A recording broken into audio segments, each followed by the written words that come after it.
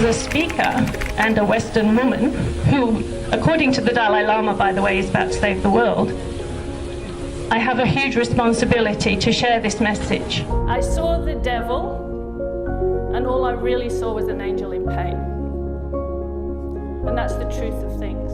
I don't care how big the drama is. I don't care how big the problem is. I don't care if we're talking about terrorism. We're talking about people who are suffering, and we need to find out why if we want to stop it.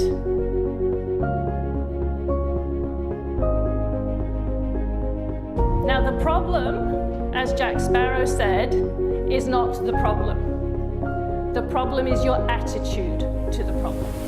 It's the resistance. The pain is in the resistance.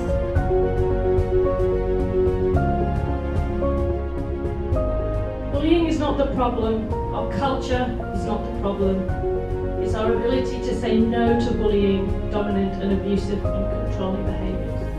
The problem is our inability to say no. Our inability to make our own needs heard. That's your problem. That's why I don't want to end bullying. I don't want to end bullying. I want to end the shame that exists around bullying, and I want to end a state of victimhood.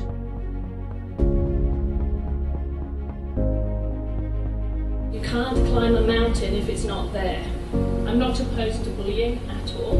I'm not opposed to bullies.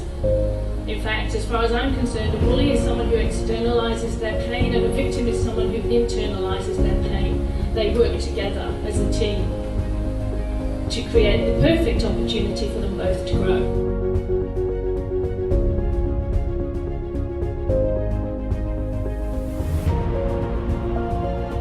If someone's going to waste time hurting you, they're coming from a place of pain. I don't care what that place of pain is when I'm dealing with them at the time, normally because I'm annoyed.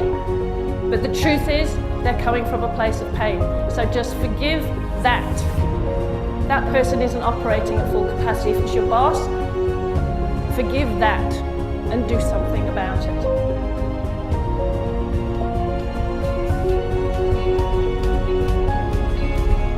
The thing about this moment in time for me is that I felt a need to create, burning desire. I had to get this book out into the world.